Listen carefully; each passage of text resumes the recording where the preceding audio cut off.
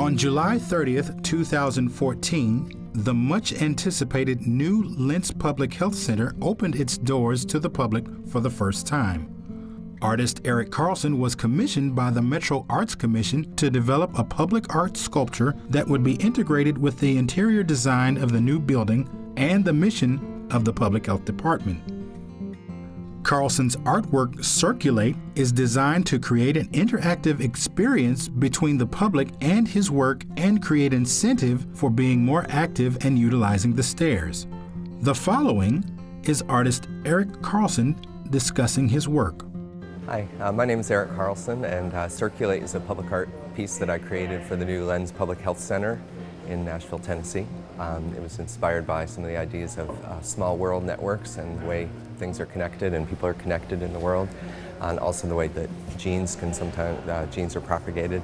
It's also inspired by the circulation system in the body, and its intention is to encourage people to use the stair in this new facility for the city of Nashville.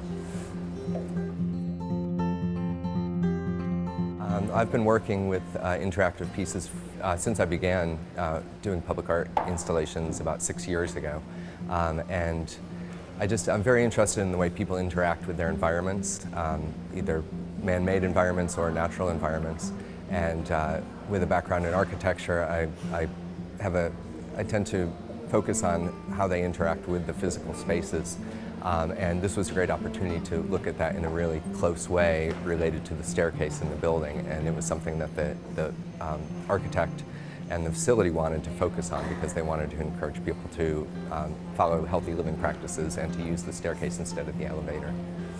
As people move toward the stair or up and down, it responds according to their movements and tries to signal to them that they've caused something to happen, and gives them a little reward for taking those steps. And also, we designed it so that people elsewhere in the lobby who might be looking at the whole piece from further away will notice those things happening as well, and it will encourage them to come up and try to understand how the piece works and to see what's happening. I had always had an interest in architecture. Some of my best friends in school were studying architecture, so when I graduated and moved up to Providence, Rhode Island, I started working at an architecture preservation firm. And that led me to work then at an architecture firm. Even though I don't have a degree in architecture, I learned on the job over the course of 7 years. The public art call had specifically mentioned wanting to focus on the staircase in the building. And I work in the design process. I work very closely with my wife, who's a writer, and she and I talk about concepts a lot. And we were working with the idea of flow and movement. And I had hit upon the idea of circulation within the body related to that, and then together we kind of honed in on the word circulate as an active verb, because that's kind of what we were trying to focus on was activity. And the word circulate, several of the meanings of the word circulate: to mingle, like for people mingling with one another, also to circulate information, and that's one of the missions of public health, is to circulate information about disease prevention and healthy living and things like that. And then also, again, the circulation within the body and the way the different circular flows of natural systems are important to our healthy living. There are always some technical challenges. Every piece that I do incorporates usually some new material or some new technology, or I take something that I'm familiar with and try to use it in a new way. And that always leads to challenges for how to design a system that works very transparently, yet also has a intriguing or inspiring result for the viewer. But that's part of the fun of the project, and the engineers and other technicians I work with are always inspired by that challenge as well. They're technicians and engineers, but they specifically work within the art field because they like taking those challenges and finding solutions for them. So this piece was a great opportunity because I was brought into the process while the building was still under construction, and that gave me the opportunity to work closely with the architect and the contractor to integrate the piece in a really close way with the architecture of the building. We made some design changes to what was intended for the stair, so that the piece could hang between the rise and run of the stair that go back and forth. That was an important element that I wanted to include, so that users could come up very close to the piece and interact with it that way. So that was a really valuable element in this particular project. Sometimes in public art projects, the artists are brought in after the fact when the building is finished, and there are fewer options for that.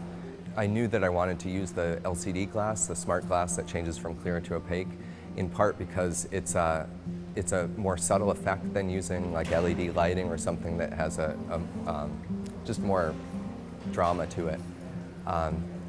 And so I knew that I wanted to use this material, but then I had to work closely with my consultants to figure out how to control it in a way that let us do what we wanted to do with that material. Then there's also the challenge of how do you mount that material on the wall, and we went through several different stages for that. Originally it was going to be a metal framing system. I was trying to keep the frame as invisible as possible, but there were some challenges with how to run the wiring because each of the pieces of glass has wire leads that run to it. And so we had to hide that somehow, and then we ended up finding the solution using the Baltic birch plywood frames. And the piece took on a different form with that because we went with the rounded shapes as opposed to a more linear shape that was originally conceived. The LCD glass is a laminated glass with a layer of liquid crystal film in the middle. And the film is many tiny liquid crystal particles.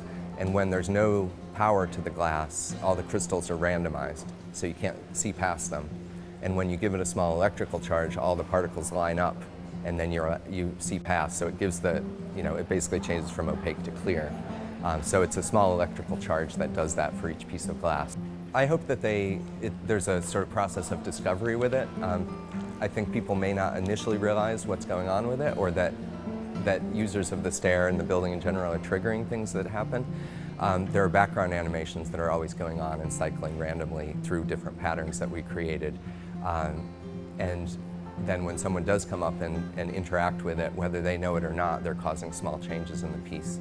And I really hope that someone who may be sitting further back in the lobby might notice something and it causes them to go up and try to figure out how that happened. We also designed it so that when someone does enter the stair, something noticeable enough happens that we hope it sort of catches their attention, and then as they go up or down, they're looking out for what might be happening as they make that progress up or down the stair. One element that was incorporated in the design during the process that wasn't originally part of it were these parabolic mirrors that are behind some of the pieces of glass. Originally I wanted to have colored panels behind some of the pieces, but that didn't really work out because of the clarity of the glass didn't allow the colors to be vibrant enough. So I thought of these mirrors, and it was hard to find a source for them. They weren't easy to find, but once I found something that someone that made what I was looking for, it really added a new element because the mirrors reflect this side of the lobby and also the outside environment. And it almost looks like, as the changes from opaque to clear, it almost looks like a screen has come on, and a lot of people thought that there was a video screen behind some of these and that the people in the lobby their images were being shown on the mirrors, but it's actually just a mirror reflecting whatever is out there in the lobby. Some people think there might be a sound element to the piece because there's some metal plates on the installation that look like speakers, but they're actually just cover plates for the circuit boards, and they have some ventilation holes in them. There is a very small sound you might hear from the circuit board if it's very quiet in here, but that's just sort of a side result. But that actually brings up something that I like about the project, which is that it's not immediately clear how it's working, and I like that people might think that things are there. The parabolic mirrors play into that because you're not sure if it's a screen or not, and there's multiple layers of reflection as the reflections in the glass and the mirror kind of bounce back and forth. So I like having that level of, where people are intrigued because it's not immediately obvious what's going on with the piece. So it makes them come up close and investigate it. This project is part of a larger initiative designed to make public art a reality throughout the city and to enrich the lives of all Nashvillians. In 2000, a Metro ordinance was passed that earmarks 1% of the net proceeds from general obligation bonds issued for new or major renovation construction of Metro facilities to be set aside for the creation of new public art projects.